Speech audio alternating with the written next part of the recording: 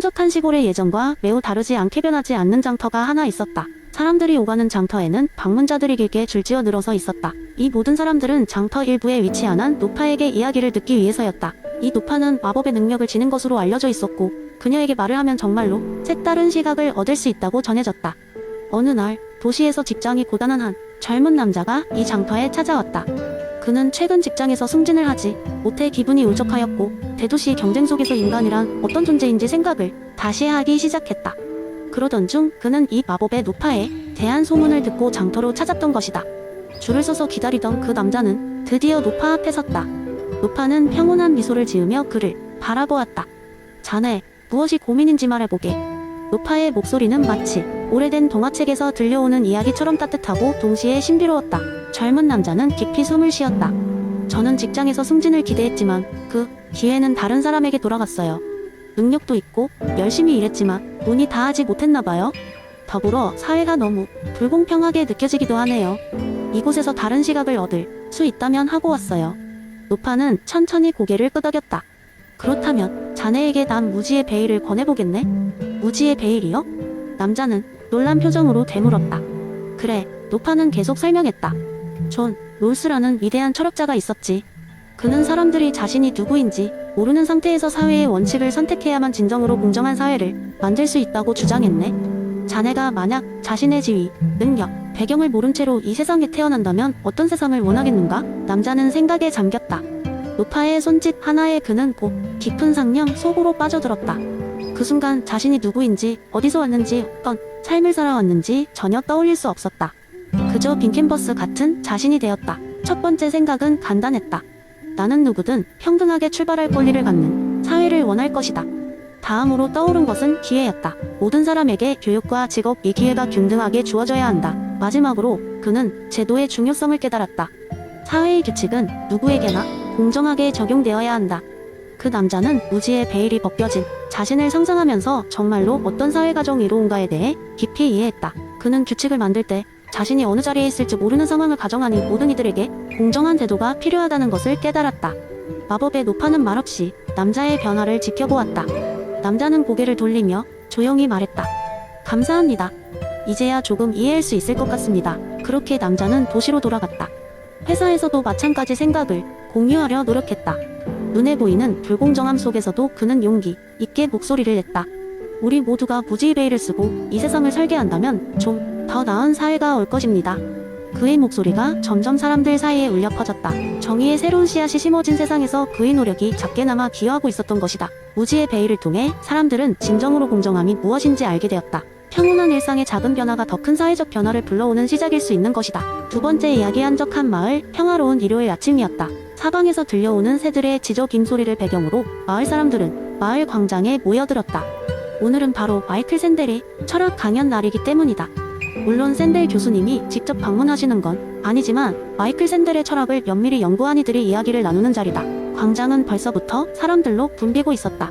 지친 얼굴에 미소를 띤 로버트 아저씨는 아이스크림 트럭 옆에서 친구들과 이야기꽃을 피우고 있었고, 마을의 젊은 학자 앨리스는 서재에서 읽었던 샌델의 책을 품에 안고 광장의 중앙으로 걸어갔다. 그녀는 오늘 스피커로 나설 예정이다.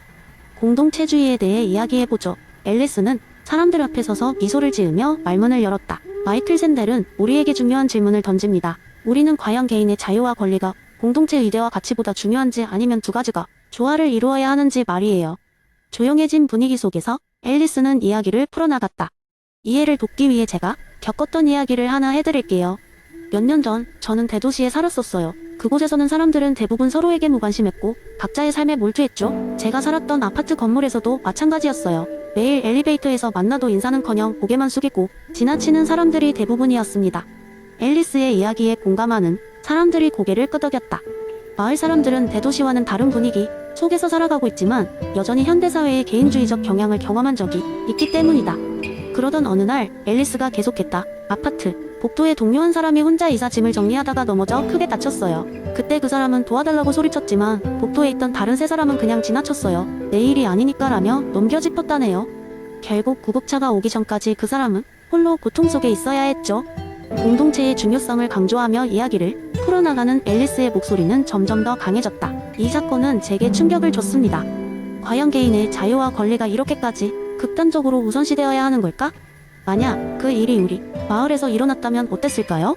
누군가가 넘어져 다쳤다면 우리는 손을 내밀어 도와줬을 거예요. 서로의 얼굴을 알고 대화를 나누며 공동체의 일원으로서 작은 배려와 관심을 실천할 테니까요. 마을 사람들은 박수를 치며 앨리스의 말에 공감했다. 이들이 사는 마을에서는 이웃 간의 유대감이 강하고 서로의 삶에 관심을 가지며 필요할 때는 나섰기 때문이다. 마이클 샌델의 철학이 바로 이런 점을 강조합니다. 앨리스는 결론을 맺었다. 개인의 자유와 권리도 중요하지만 그것이 공동체의 유대와 가치를 무시할 정도로 지나쳐서는 안 됩니다. 우리가 함께 살아가는 사회 속에서 서로를 존중하고 도우며 공동체의 규범과 가치를 중요하게 여길 때 진정한 자유와 도덕적 성장이 가능해지는 겁니다. 그날 이후 앨리스의 이야기는 마을 사람들 사이에서 오랫동안 회자되었다. 마이클 샌델의 공동체주의 철학은 단순히 책 속의 이론이 아닌 사람들 사이에서 살아 숨쉬는 가치로 자리 잡았다. 사람들은 더욱더 서로를 돌아보며 도움의 손길을 내밀고 함께 살아가는 공동체의 소중함을 실천하게 되었다. 그야말로 샌델이 말한 공동체주의가 이 작은 마을 속에서 하나의 살아있는 철학으로 자리 잡은 것이었다. 세 번째 이야기. 한때 철학을 전공한 친구인 재석과 나는 대학 동창 모임에서 오랜만에 얼굴을 보게 되었다. 삼삼오오 무여 청량한 가을바람을 맞으며 서로의 안부를 묻고 있을 때 누군가가 재석에게 물었다. 재석 철학 전공이라면서? 철학적인 이론 중에 우리 일상에서 유용하게 쓸 수 있는 거 하나 말해줘.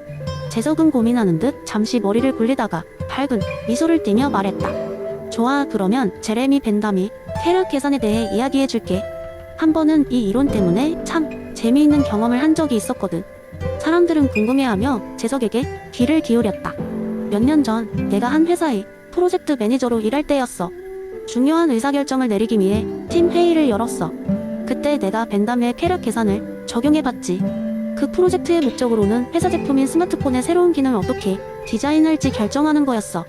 기능 A와 기능 B라는 두 가지 옵션이 있었지. 기능 A는 사용자들이 사진을 더욱 예쁘게 찍을 수 있게 해주는 기능이었고, 기능 B는 배터리 수명을 대폭 늘려주는 기능이었어. 팀원들은 두 의견으로 나뉘어 열띤 토론을 벌였지만 결정을 내리는 건 생각보다 어려웠지. 그래서 난 벤담이 쾌락 계산을 활용해보기로 했어. 기준을 세워서 각 기능이 줄 쾌락과 고통을 계량화해서 비교해보자고 했지. 재석은 그때의 흥분을 떠올리며 설명을 이어갔다. 먼저 강도를 생각해봤어. 예쁜 사진을 찍으면 사용자들이 당장 엄청난 쾌감을 느낄 테니 기능 A의 강도는 꽤 높다고 할 수 있지. 반면에 배터리 수명이 늘어나면 사용자들이 느끼는 쾌락은 강도가 조금 낮을 수도 있겠지. 강도 측면에선 기능 A가 앞서갔어. 그 다음은 지속이었지. 사진을 찍었을 때의 쾌락은 일시적일 수 있지만 배터리 수명이 연장되는 기쁨은 하루 종일 느낄 수 있겠지. 지속성 측면에서는 기능 B가 우위를 점했어. 확실성을 생각해볼 때 우리는 모두가 배터리 수명 연장에 대한 필요성을 더욱 확실히 느낄 거라고 봤어. 그래서 확실성 부분에서는 기능 D가 더 점수를 받았지.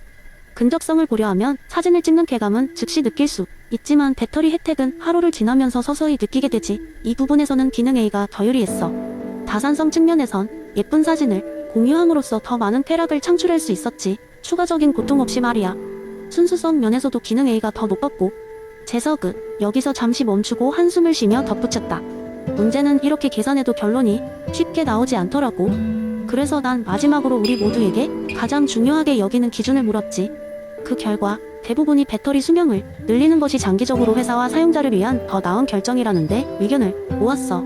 결국 기능 B를 선택했지.